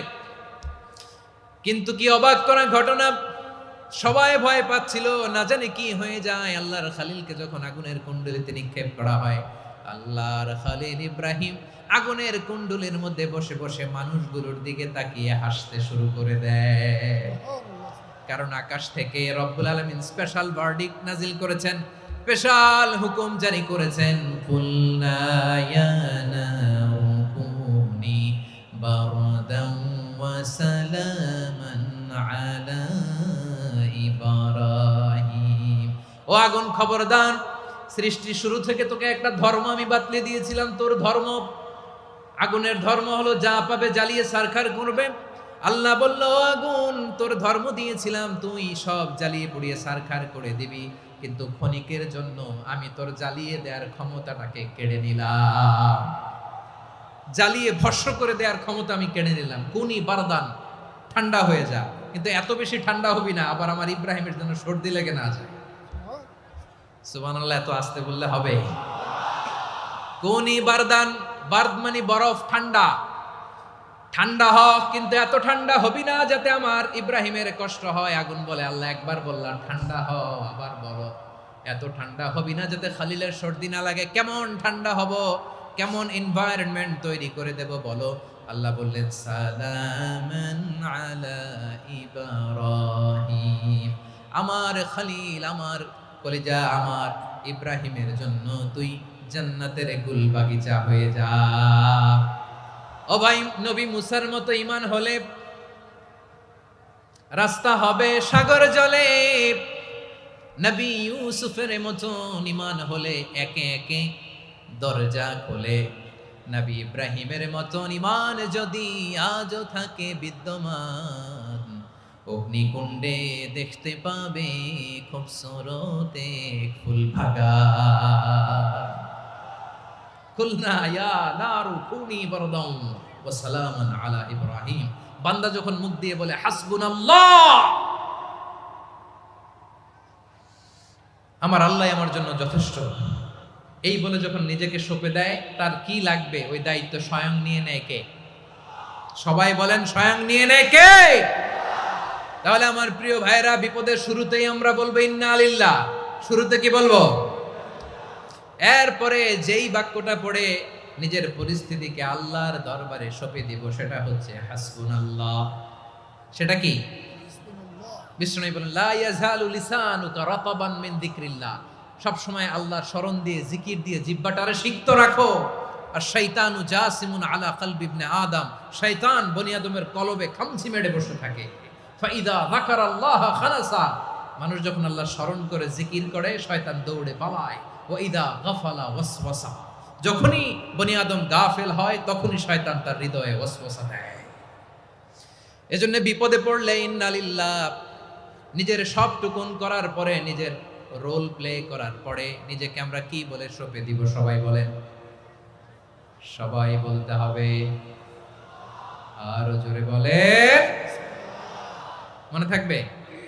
বিপদে পড়লে প্রথমে ইন্না লিল্লাহ, এরপরে নিজেকে যখন সঁপে দিব তখন হাসবুনাল্লাহ। এরপরে কঠিন বিপদ যদি যখন বিশ্বনবী পড়তেন তখন কি করতেন? এমন বিপদ মাঝে মাঝে হয় না, দেয়ালে পিঠ থেকে যায়, চোখে মুখে অন্ধকার, কি করব দিশা খুঁজে পাই না, এরকম হয় কখনো? হ্যাঁ, আপনাদের হয়? হয় না? তো জান্নাতে আছেন আপনারা। হয় হয় এরকম হয়েছে না যে দেয়ালে পিঠ থেকে গেছে, চোখে মুখে অন্ধকার, কই যাব, কি করব, বাঁচানোর কেউ না, এরকম হয়েছে কখনো আপনাদের? যদি হয় তাইলে এটার সলিউশন বলবো, না হইলে তো এগুলো বলে লাভ নাই। হয় হয় হয় বিশ্বনবী এরকম কঠিন বিপদে পড়েছেন জীবনের কিছু কিছু মুহূর্তে। ওই মুহূর্তে বিশ্বনবী স্পেশাল দুইটা দোয়া পড়তেন। এই দোয়াগুলো আপনাদেরকে জানিয়ে দেয়। বিশ্বনবী বলেন, কঠিনতম বিপদে যখন পড়বা, দেয়ালে পিঠ থেকে যায়, চোখে মুখে অন্ধকার, বাঁচার কোনো উপায় নাই, তখন পড়বা লা ইলাহা ইল্লা আনতা সুবহানাকা ইন্নী কুনতু মিনাজ জালিমিন। আল্লাহ, তুমি ছাড়া কোনো ইলাহ নাই, তুমি পবিত্র, নিশ্চয় আমি জালিমদের অন্তর্ভুক্ত। সুবহানাল্লাহ বলেন। এই দোয়া সাইয়েদনা ইউনূস আলাইহিস সালাম পড়েছিলেন যখন মাছের পেটে ছিলেন। কিসের পেটে? এবং অনেক মুফাসসিরিন একরাম বলেছেন, অনেক আহলুল ইলমরা বলেছেন, এটা হচ্ছে ইসমে আজম। ইসমে আজম এমন দোয়া যেটা দিয়ে দোয়া করলে আল্লাহ দোয়া কবুল করে, কিন্তু এটা কোনটা, এটা নিয়ে ইখতিলাফ আছে। কোন আহলুল ইলম বলেন এই লা ইলাহা ইল্লা আনতা সুবহানাকা ইন্নী কুনতু মিনাজ জালিমিন, এটা হচ্ছে ইসমে আজম। সাইয়েদনা ইউনূস আলাইহিস সালাম পড়েছেন, আপনারা পড়েননি? তুফান হইলে পড়েন না? আমাদের এলাকায় তো এটা খুব, এটার উপর ব্যাপক আমল আছে। পটুয়াখালীতে কি অবস্থা বলেন? পড়েন পড়েন পড়েন পড়েন। একটা গল্প শুনেছিলাম, পাক হানাদার বাহিনী যখন বাংলাদেশে অ্যাটাক করতো, ৭১ সালের ঘটনা বলতেছে, আমরা তো দেখি নাই, শুনছি আর কি। ৭১ যদি দেখতাম এতদিনে রাজাকার হয়ে যেতাম। আল্লাহ আমাদেরকে বাঁচাই দিছে, আল্লাহর মেহেরবানি, ঠিক কিনা বলেন? মন মতো হইলে মুক্তিযোদ্ধা, মন মতো না হইলে রাজাকার। কত কিছু দেখলাম এই শাহবাগের বুকে। আল্লাহ, ৭১ সালে দেখি নাই, আমরা শুনেছি, পাক হানাদার বাহিনী জিজ্ঞেস করত মুসলিম না অমুসলিম চেক করার জন্য, বলতো কালেমা বল, কালেমা বাতাও। তো যারা কালেমা বলতে পারতো পাকিস্তানি বাহিনী নাকি ওদেরকে ছেড়ে দিত, শুনেছি। তো একজনকে, এক বাঙালিরে পেয়ে তার মাথার মধ্যে বন্দুকর নল ধরে বলতেছে, কালেমা বল সালে, কালেমা বাতা, কালেমা বল। তো ভয়ের চোটে এই দোয়া পড়া শুরু করছে। ও পড়তেছে লা ইলাহা ইল্লা আনতা সুবহানাকা ইন্নী কুনতু মিনাজ জালিমিন। পাকিস্তানি বলে সালে ये तो मुसीबत का কালেমা है। বাঙালি কয় হাম তো ভি মুসিবত মে হ্যায়। পাকিস্তানি বলে বেটা কোন দোয়া বললি, এটা তো মুসিবতের কালেমা। কয় আমিও তো মুসিবতে আছি, আমার মাথার মধ্যে বন্দুক ধরে তুমি আমার কালেমা জিজ্ঞেস করো, এখন কোনটা কালিমা আর কোনটা কি দোয়া, আমার হুশ আছে নাকি? প্রিয় ভাইরা, আসলে এটা দুআউল মুসিবা, বিপদে পড়লে এ দোয়া পড়তে হয়। লা ইলাহা ইল্লা আনতা সুবহানাকা ইন্নী কুনতু মিনাজ জালিমিন, এটা পড়বেন আপনারা। এই দোয়া পড়ে সাইয়েদনা ইউনূস আলাইহিস সালাম মাছের পেট থেকে রক্ষা পেয়েছিলেন। রক্ষা করেছিল কে? তুমি ইউনূস নবীরে যখন খাইলো মাছেতে গিলিয়া, ফেরেশতা পাঠাইয়া দিলে ইসমে আজম দিয়া। প্রাণে ছিল যাহার ভয় সেথা পাইল আশ্রয়, প্রাণে ছিল যাহার ভয় সেথা পাইল আশ্রয়। মাছের পেট হতে সে যে পেল পরিত্রাণ। আল্লাহু আল্লাহু তুমি জাল্লে জালালুহু, শেষ করা তো যায় না গে তোমার গুণগান। আল্লাহু আল্লাহু, সুবহানাল্লাহ পড়ে।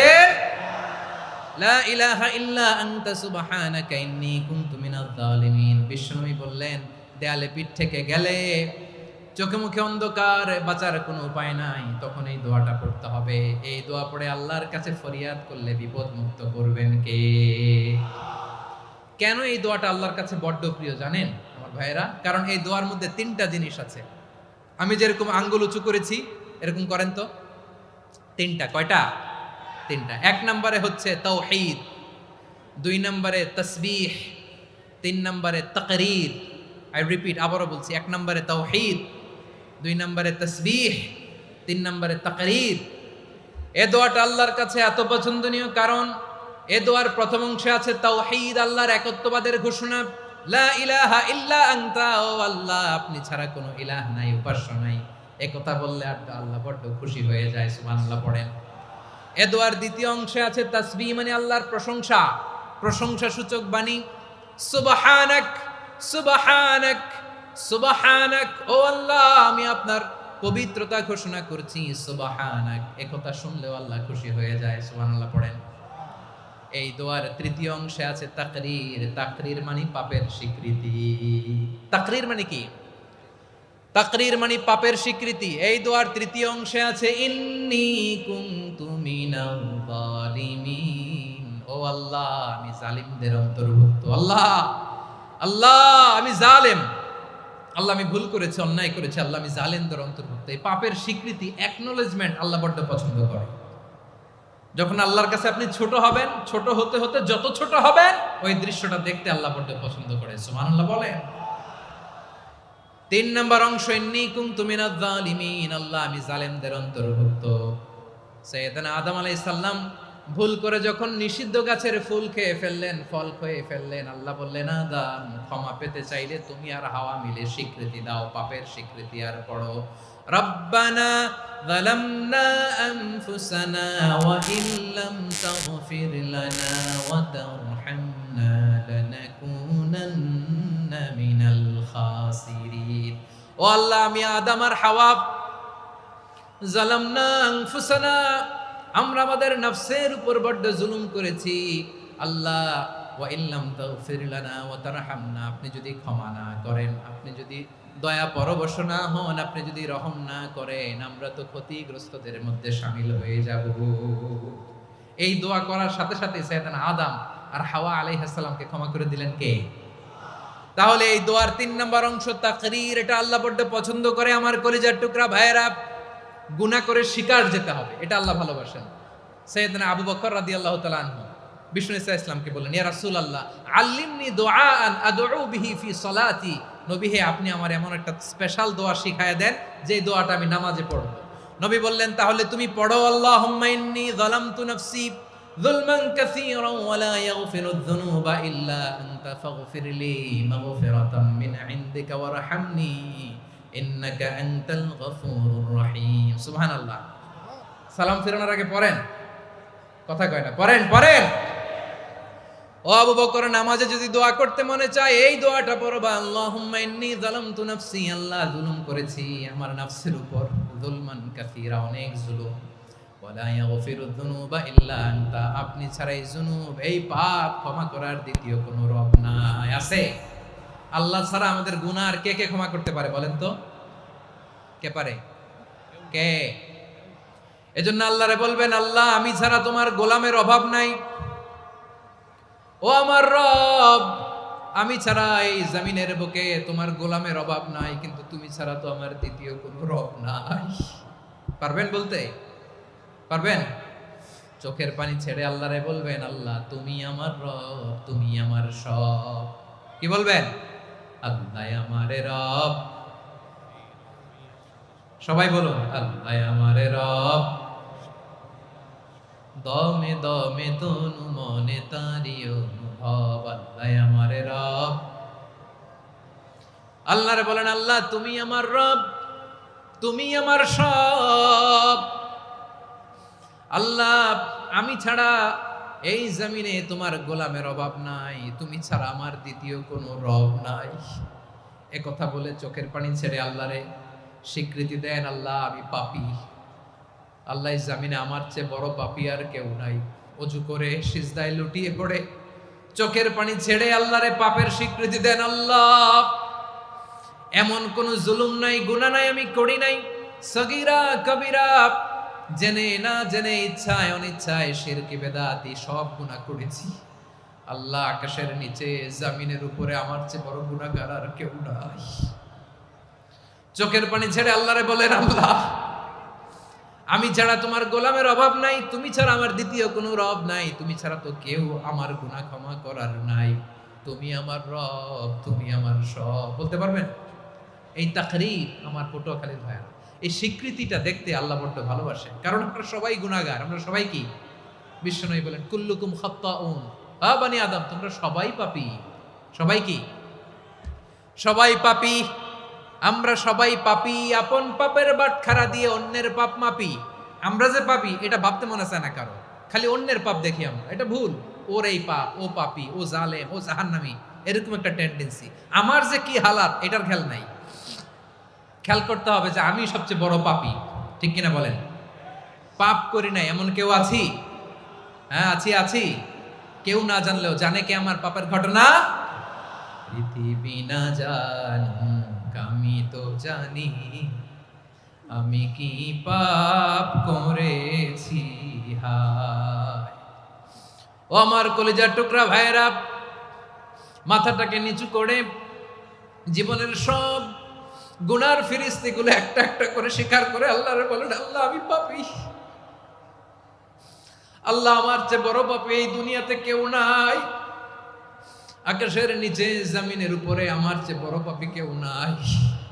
একটা একটা করে আল্লাহ স্বীকার করি আমি পাপী, সব পাপের স্বীকৃতি দিলাম। পৃথিবী না জানুক আমি তো জানি, আমি কি পাপ করেছি হায়। আমার পাপের করলে বিচার, বাঁচার আমার নাই উপায়। দয়াময় তুমি মাফ করো আমায়, মাফ করো আমায়। আল্লাহ তাআলা যদি দয়া করে আমাদেরকে মাফ না করে, আমাদের বাঁচার কোনো উপায় নাই। আপনি কি ভেবেছেন আপনার নামাজ দিয়ে আপনি জান্নাতে যাবেন? আপনি তাহাজ্জুদ গুজার, সেজদা দিতে দিতে কপালে দাগ ফেলেছেন, এটা আপনারা জান্নাতে নেবে না। আপনি এলাকার সবচেয়ে বড় হাতেম তাই দানশীল, এই দানের ভরসায় বসে আছেন, কশিন কালো না। আমাদের নামাজ, আমাদের রোজা, আমাদের ইবাদত, এগুলোকে মিজানের পাল্লায় উঠালে কোনো ওজনই হবে না। তবে আমাদের একটা কৌশল জানা আছে, আমরা আল্লাহর রহমতের ভিখারি। আমরা সেদিন আগেই গুনার স্বীকৃতি দিয়ে দেব। আমরা বলবো, আল্লাহ তুমি প্রশ্ন করার আগে তোমার একটা কথা বলি, আমারে কিছু জিজ্ঞেস করো না, আমি সব করেছি।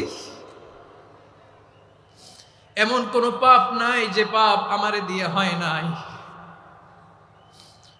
তোমার রহমত দিয়ে তুমি জান্নাতে পাঠাবা, তোমার দয়ায় জান্নাতে যেতে চাই, আমল দিয়ে না। পারবেন বলতে?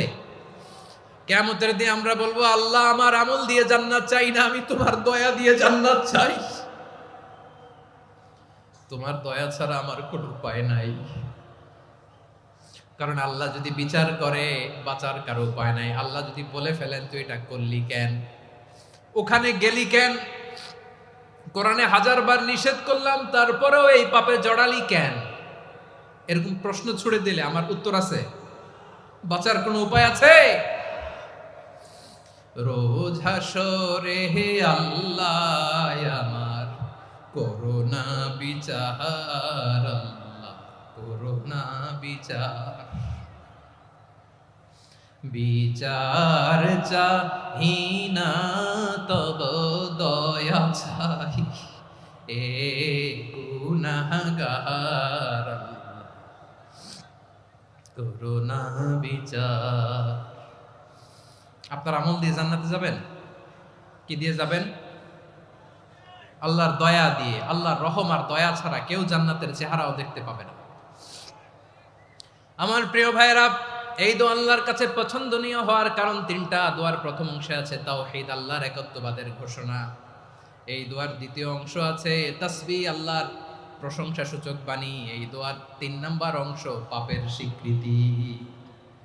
তাহলে আমরা সবাই গুনাহগার। আমরা আল্লাহর কাছে পাপের স্বীকৃতি দিয়ে বলবো, ও আল্লাহ ইন্নী কুনতু মিনাজ জালিমিন, আমরা জুলুম করেছি, পাপ করেছি, অন্যায় করেছি, আল্লাহ বুঝতে পারি নাই, শয়তানের ওয়াসওয়াসায় পড়ে, বন্ধুর পাল্লায় পড়ে, নফসের খায়েশ মিটাতে যে আল্লাহ করে ফেলেছি। তুমি গুনাহ না মাফ না করলে আমাদের গুনাহ মাফ করার দ্বিতীয় কেউ নাই, ঠিক কিনা বলেন?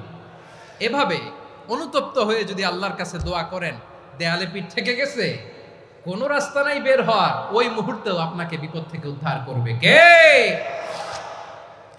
বিশ্বনবী চরম বিপদে পড়লে দুটা দোয়া পড়তেন। প্রথম হলো এটা, লা ইলাহা ইল্লা আনতা সুবহানাকা ইন্নী কুনতু মিনাল জালিমিন। এই দোয়াটা আমরা বেশি বেশি পড়ব প্রিয় ভাইরা। রাজি আছেন?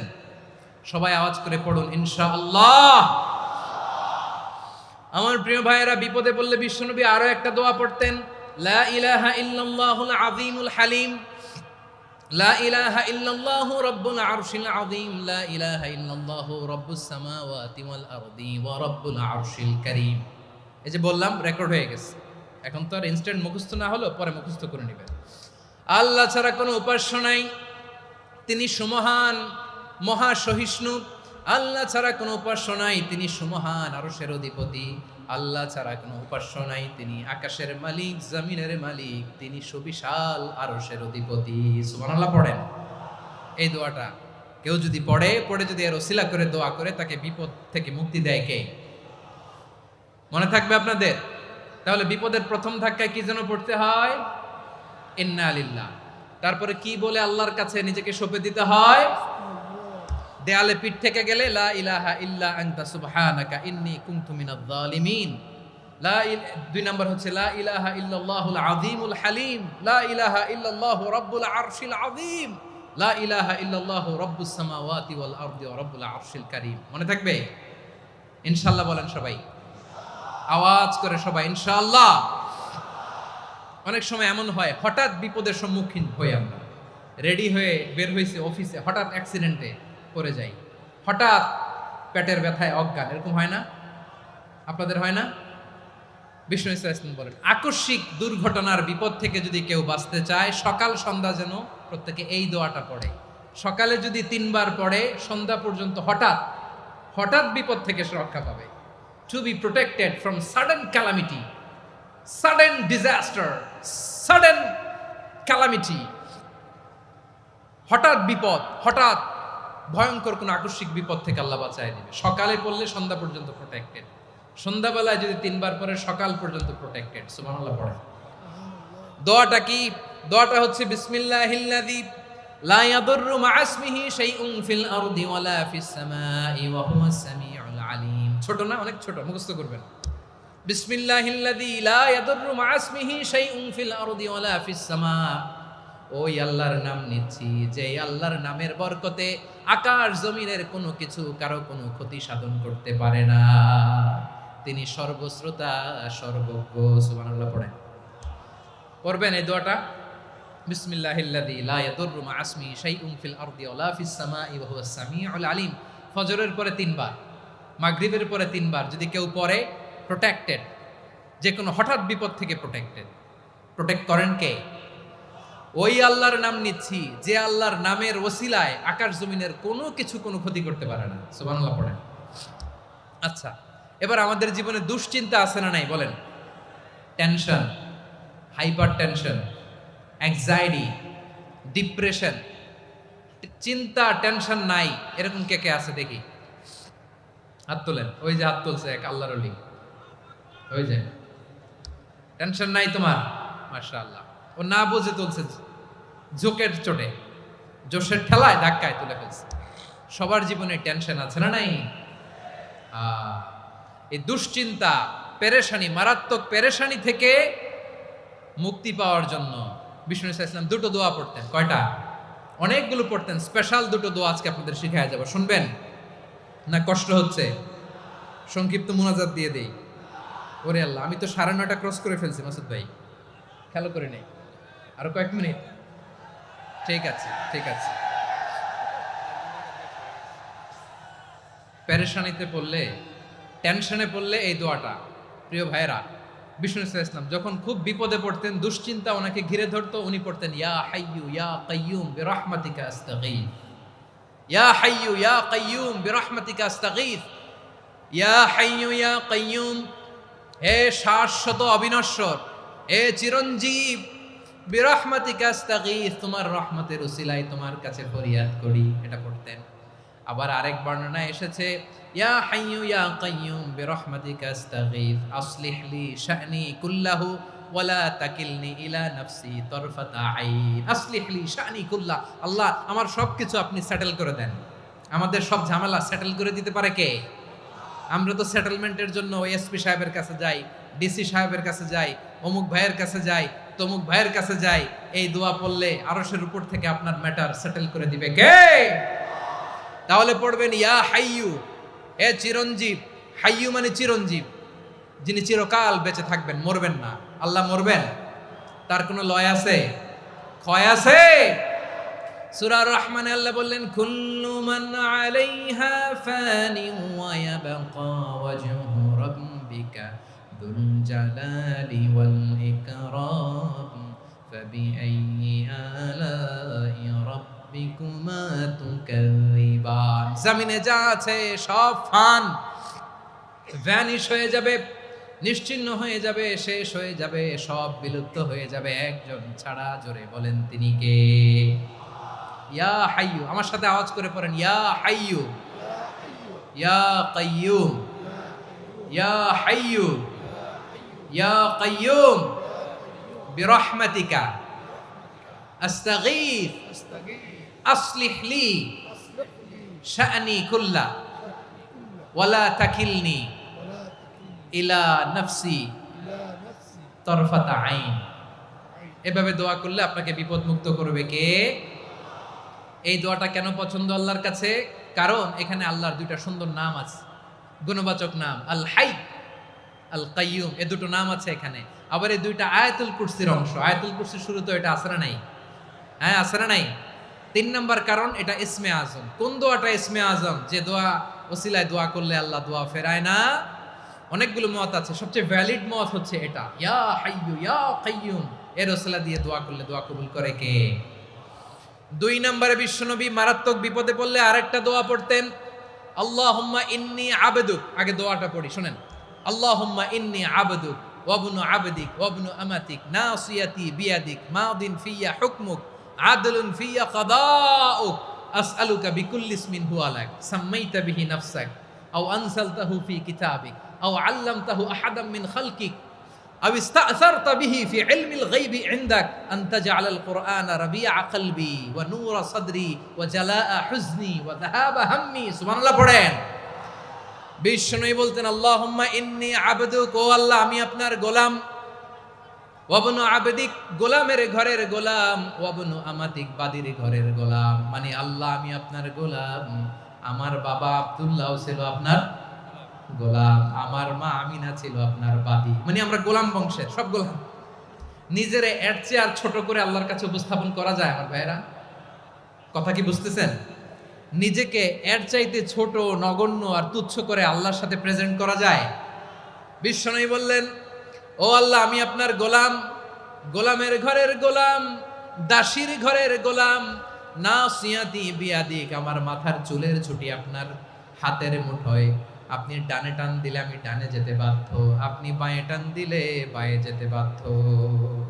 সুবহানাল্লাহ বলেন। পিছনে 2-1 ভাই দাঁড়ালেন কেন? হ্যাঁ, বসুন। জায়গা চেঞ্জ করতেছে, সেই দুপুর থেকে বসে আছে, আমি জানি। মাশাআল্লাহ, কেউ 2-1 বেরিয়েছে, গ্যাপ পূরণ করতেছে। মাশাআল্লাহ। পড়েন সুবহানাল্লাহ আলহামদুলিল্লাহ লা ইলাহা ইল্লাল্লাহু মুহাম্মাদুর রাসূলুল্লাহ সাল্লাল্লাহু আলাইহি ওয়াসাল্লাম। বিশ্বনবী বললেন, আল্লাহ আমার মাথার চুলের ঝুঁটি আপনার হাতের মুঠোয়। আচ্ছা, এইভাবে কাকে ধরা হয়? যে খুব ছোট, ঠিক কি না? নিজেকে কত ছোট করলেন বিশ্বনবী। ও আল্লাহ আমার মাথার চুলের ঝুঁটি আপনার হাতের মুঠোয়, আপনি ডানে টানলে আমি ডানে যাব, বাঁয়ে টানলে বাঁয়ে যাব। আল্লাহ আসআলুকা বিকুল্লি ইসমিন হুয়া লাক নাসিয়াতি বিয়াদিক মাদিন ফিয়া হুকমুক, আপনার নির্দেশ আমার উপর কার্যকর হবেই হবে। আদলুন ফিয়া কাদাউক, আপনার ফয়সালা যেই ফায়সালাই আপনি আমার জন্য করেন এটাই ইনসাফ। সুবহানাল্লাহ বলেন। আমরা আল্লাহর ফায়সালায় সন্তুষ্ট হতে চাই না। কত কমপ্লেইন, আল্লাহ তুমি এটা দিলা না, ওইটা পাইলাম না, ওইটা হইল না রে, এরকম অভিযোগ কমপ্লেইন আমাদের আছে না নাই? আর বিশ্বনবী বলতেন আদলুন ফিয়া কাদাউ, আল্লাহ আমার জন্য তোমার যেটা ফায়সালা এটাই সবচেয়ে শ্রেষ্ঠ ইনসাফ, এর চেয়ে ইনসাফ আর হতে পারে? এভাবে কায়মান বাক্যে আল্লাহর কাছে বিশ্বনবী দোয়া করতেন। এরপরে বিশ্বনবী বললেন, আল্লাহ তোমার যত নাম আছে সব নামের ওসিলায় দোয়া করি, যে নাম তুমি আমাদেরকে জানিয়েছো, যে নাম তুমি আমাদেরকে জানাও নাই, যে নাম তুমি কোরআনে নাজিল করেছো, যে নাম নাজিল করো নাই, যে নাম শুধু নবীদেরকে জানিয়েছো। আর আল্লাহর এমন কিছু চমৎকার চমৎকার সুন্দর সুন্দর নাম আছে, এই নামগুলো রব্বুল আলামিন কাউকে জানাবে না। সুবহানাল্লাহ বলেন। আমরা তো 99 নাম জানি, 100 নাম জানি আল্লাহ, কিন্তু আল্লাহর এমনও কিছু নাম আছে যেগুলো আল্লাহ বিশ্বনবীরও জানায় নাই। এগুলো আল্লাহ ইলমুল গায়বে রেখে দিয়েছেন। দোয়ার সময় বলবেন, আল্লাহ তোমার যেই নামগুলো জানি, যেগুলো জানি না, যেগুলো কোরআনে আছে, যেগুলো নাই, যেগুলো নবীরে খাস ভাবে জানাইছো ওগুলোর উসিলায়, যেগুলো কোনোদিন জানাবাও না তোমার ওই নামের উসিলাও তোমার কাছে চাই। আল্লাহ কোরআনকে আমার হৃদয়ের বসন্ত বানাও, আমার বক্ষের জ্যোতি বানাও, আমার চিন্তা দুশ্চিন্তা তুমি দূর করে দাও। বিশ্বনবী বললেন, এই কালিমাগুলো, এই বাক্যগুলো পড়ে যদি কেউ আল্লাহর কাছে ফরিয়াদ করে, তার হৃদয় থেকে দুশ্চিন্তা কাটিয়ে দিবে কে? পড়বেন, এই দোয়াগুলো পড়বেন। আচ্ছা, সব শেষে বলি, ঋণের বোঝায় যারা জর্জরিত, বিষ্ণু ইসলাম চমৎকার একটা দোয়া শিখিয়েছেন। আমাদের অনেকে ঋণের বোঝায় জর্জরিত, আছে না নাই? এদিকে কেউ আছেন? থাকলে হাত তোলার দরকার নেই, থাকলে এই দোয়াটা পড়বেন। এক সাহাবীর নাম আবু উমামা, নামাজের ওয়াক্ত ছাড়া উনি মসজিদে যেয়ে বসে আছে। বিশ্বনবী বললেন, কিরে আবু উমামা, নামাজের তো ওয়াক্ত হয় নাই, মসজিদে কি? সাহাবী বলে, হুমুমুন লাজিমাতনি ওয়া দুয়ুন, নবী গো, ঋণের বোঝায় এমন টেনশনে আছি, ঘরে থাকতে পারলাম না, মসজিদে চলে আসছে। বিশ্বনবী বলেন, আমি কি তোমার এমন একটা দোয়া শিখাবো যেটা পড়লে আল্লাহ তাআলা তোমার ঋণের বোঝা হালকা করে দিবে? আবু উমামা বললেন, ইয়া রাসূলুল্লাহ, অবশ্যই শিখাবেন। বিশ্বনবী বললেন, তাহলে তুমি পড়বা, আল্লাহুম্মা ইন্নী আউযু বিকা মিনাল হাম্মি ওয়াল হাযান ওয়া আউযু বিকা মিনাল জুবনি ওয়াল বুখল ওয়া আউযু বিকা মিন গালাবাতিদ দাইনি ওয়া কাহরির রিজাল। ও আল্লাহ, তোমার কাছ থেকে দুশ্চিন্তা থেকে পানা চাই, কৃপণতা, ভীরুতা, অলসতা, কার্পণ্যতা, এই সব কিছু থেকে, মানুষের কঠোরতা, আমার উপর মানুষের আধিপত্য এবং ঋণের বোঝা থেকে পানা চাই। এই দোয়াটা যখন বিশ্বনবী শিখাই দিলেন, আবু উমামা বারবার এই দোয়া পড়ে, আল্লাহুম্মা ইন্নী আউযু বিকা মিনাল হাম্মি ওয়াল হাযান ওয়া আউযু বিকা মিনাল আজজি ওয়াল কাসাল ওয়া আউযু বিকা মিনাল জুবনি ওয়াল বুখল ওয়া আউযু বিকা মিন গালাবাতিদ দাইনি ওয়া কাহরির রিজাল। আবু উমামা বলে, এই দোয়া আমি পড়তে লাগলাম আর পড়তে লাগলাম, কিছুদিন পরে দেখা গেল বিশ্বনবীর শেখানো এই দোয়ার বদৌলতে আল্লাহ তাআলা আমার সব ঋণ পরিশোধের ব্যবস্থা করে দিয়েছেন। পড়বেন, পড়বেন। আমার প্রিয় পটুয়াখালীর ভাইয়েরা, বিশ্বনবীর জামাতা সাইয়্যিদিনা আলী রাদিয়াল্লাহু তাআলা আনহুর কাছে এক লোক এসে বলে, হে আলী, ঋণের বোঝায় আমি জর্জরিত, আমার কিছু অর্থ দিয়ে সাহায্য করো। সাইয়্যিদিনা আলী রাদিয়াল্লাহু তাআলা আনহু বললেন, আমি কি তোমারে এমন একটা দোয়া শিখাবো যেটা বিশ্বনবী আমাদের শিখিয়েছেন? এই দোয়া যদি তুমি পড়ো, লাউ কানা আলাইকা মিসলু জাবালিন কাবীরিন দাইনান আদাল্লাহু আনকা, পাহাড় পরিমাণে যদি ঋণের বোঝা হয়, আল্লাহ এটা পরিশোধের ব্যবস্থা করে দিবেন। ছোট্ট একটা দোয়া বিশ্বনবী শিখালেন, বললেন, তুমি পড়বা, আল্লাহুম্মা কফিনি বিহালালিকা আন হারামিকা ওয়া আগনিনি বিফাদলিকা আম্মান সিওয়াক। মুখস্থ আছে? হ্যাঁ, আছে। আল্লাহুম্মা কফিনি বিহালালিকা আন হারামিক, আল্লাহ তোমার হালাল দিয়ে আমাকে পরিতুষ্ট করো, হারাম থেকে বাঁচিয়ে রাখো, আর তোমার অনুগ্রহে মানুষের মুখাপেক্ষী যেন আমি না হই, আমি যেন সবসময় তোমার মুখাপেক্ষী হয়, ওই তৌফিক দিও। সুবহানাল্লাহ পড়েন। এই দোয়া বেশি বেশি পড়লে ঋণের বোঝা হালকা করে দিবে কে? তাহলে প্রিয় ভাইয়েরা, বিপদে পড়লেই প্রথমে কি পড়বেন? পটুয়াখালী ভুইলা গেছে, বিপদে পড়লেই প্রথমে ইন্না লিল্লাহ কি বলে নিজেকে আল্লাহর কাছে সঁপে দিতে হয়? হাসবুনাল্লাহ। চরম বিপদে দেয়ালে পিঠ থেকে গেছে, তখন লা ইলাহা ইল্লা আনতা সুবহানাকা ইন্নী কুনতু মিনাজ জালিমিন। এরপরে লা ইলাহা ইল্লাল্লাহুল আযীমুল হালিম, এই দোয়া। আকস্মিক বিপদ, হঠাৎ যেন কোনো বিপদ আমাকে পেয়ে না বসে, এটার জন্য বিসমিল্লাহিল্লাযী লা ইয়াদুররু মা ইসমিহি শাইউন ফিল আরদি ওয়ালা ফিস সামাই ওয়া হুয়াস সামিউল আলিম। সকালে 3 বার, রাতে 3 বার। আর মারাত্মক tension, hyper tension, anxiety, depression থেকে বাঁচার জন্য 2 দোয়া, ইয়া হাইয়্যু ইয়া কাইয়্যুম। ইয়া হাইয়ু ইয়া কাইয়ুম, মনে থাকবে? আর আল্লাহুম্মা ইন্নী আবদুক, এই দোয়া। ঋণ থেকে বাঁচার জন্য দুই দোয়া, আল্লাহুম্মা ইন্নী আউযু বিকা মিনাল হাম্মি ওয়াল হাযান, এটা। আর আল্লাহুম্মা কফিনি বিহালালিকা আন হারামিকা ওয়া আগনিনি বিফাদলিকা আম্মান সিওয়াক। আর সব সময় পড়ার জন্য একটা আমল দিয়ে যাই, উঠতে বসতে, অফিসে যাচ্ছেন, অফিস থেকে ফিরতেছেন, বসে আছেন, শুয়ে আছেন, ছোট্ট এক শব্দে আমরা যেন বেশি বেশি পড়ি আস্তাগফিরুল্লাহ। আওয়াজ করে আমার সাথে পড়ুন আস্তাগফিরুল্লাহ। আবার পড়ুন আস্তাগফিরুল্লাহ। আল্লাহ রাসূল সাল্লাল্লাহু আলাইহি ওয়াসাল্লাম বলেন, মান লাজিমাল ইস্তিগফার, যে সব সময় এরকম ইস্তিগফারের সাথে লেগে থাকে, জাআলাল্লাহু লাহু মিন কুল্লি দিকিন মাখরাজা, আল্লাহ তাআলা তাকে কোনো বিপদে আটকান না, সে জীবনে আটকাবে না। যে কোনো বিপদে আল্লাহ তার রাস্তা বের করে দিবে, way out, you will get a way out and solution. সুবহানাল্লাহ। ওয়া মিন কুল্লি হাম্মিন ফারাজা, দুশ্চিন্তা মুক্ত হবে। ওয়ারযুকহু মিন হাইসু লা ইয়াহতাসিব, এমন জায়গা থেকে আল্লাহ রিজিকের বন্দোবস্ত করবে যেটা সে কল্পনাও করে নাই। আওয়াজ করে পড়েন সুবহানাল্লাহ। তাহলে মনে থাকবে আস্তাগফিরুল্লাহর কথা। সব শেষ কথা বলবো, সব শেষ আমার প্রিয় ভাইয়েরা। এটা গেল নিজের বিপদ। কিসের বিপদ? নিজে যদি বিপদে পড়েন। অন্যের বিপদ যদি দেখেন, এটার জন্য একটা দোয়া আছে। অনেক সময় আমরা দেখি হাসপাতালে ক্যান্সারের 3rd স্টেজে চলে গেছে, লোকটা হ্যাংলা হয়ে চিকন হয়ে হায়রে কি কষ্ট পায়, দেখি না? বিষ্ণুই বলে একটা দোয়া যদি কেউ অন্যের কোনো বিপদ দেখে পড়ে, ওই বিপদ তার জীবনে কখনো আসবে না। শুনবেন? শোনার আগ্রহ আছে? অনেক সময় হয় যে আমরা মহাসড়ক দিয়ে যখন চড়ি, দুর্ঘটনায়, আইরে আল্লাহ, দুর্ঘটনায় মানুষের মাথা একদিকে, দেহ আরেকদিকে, ব্লিডিং, এরকম হয় না? আল্লাহ তুমি হেফাজত করো। বিশ্বনবী বলেন, এই দুর্ঘটনা দেখে কেউ যদি এই দোয়াটা পড়ে, তার জীবনে সে কোনোদিন এরকম অ্যাক্সিডেন্টের সম্মুখীন হবে না। শুনবেন?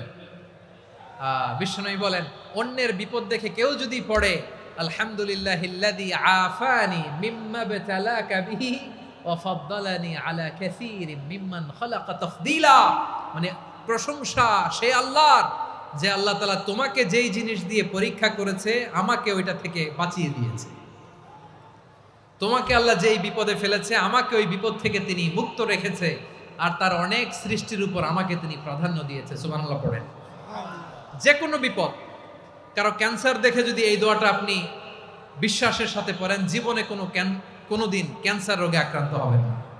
দুর্ঘটনা দেখে যদি পড়েন, ওই দুর্ঘটনা আপনাকে স্পর্শ করবে না। যে কোনো কারো বিপদ দেখে যদি কোনো বিশ্বাসী বান্দা এই দোয়া পড়ে, বিশ্বনবী বলেন, লাম ইউসিবহু যালিকাল বালা, ওই বিপদ তাকে আর ধরবে না। উফিয়া মিনহু মিন যালিকাল বালা কাইনাম মা কান, সে যতদিন হায়াত পাবে কোনোদিন ওই বিপদ তাকে স্পর্শ করবে না। এই দোয়াটা পড়তে রাজি আছেন আমার প্রিয় ভাইরা? তাহলে পুরো আলোচনার সেন্ট্রাল থিম হচ্ছে, আমাদের জীবনে বিপদ আসবে, কষ্ট আসবে, দুঃখ আসবে, কিন্তু বিপদে আপদে আমরা হাল ছেড়ে দিব না, হতাশ হব না। মুমিন হতাশ হয় না, নিরাশ হয় না, হাল ছেড়ে দেয় না। মুমিন ভরসা রাখে একজনের উপর। আওয়াজ করে বলুন, যিনি কে? বিপদে পড়লে আমাদেরকে উদ্ধার করে কে? আবার আমাদেরকে যদি কোনো নেয়ামত আল্লাহ দিতে চান, ওইটা কেড়ে নেওয়ার ক্ষমতা কারো আছে? তাহলে আমরা কানেক্টিভিটি বাড়াবো কার সাথে? আমাদের প্রার্থনার ফরিয়াদের হাত তুলবো কার কাছে? রাজি আছেন পটুয়াখালীর ভাইয়েরা? মনে থাকবে কথাগুলো? আল্লাহ তাআলা আমাদের সবাইকে কথাগুলো বোঝার ও আমল করার তৌফিক দান করুন।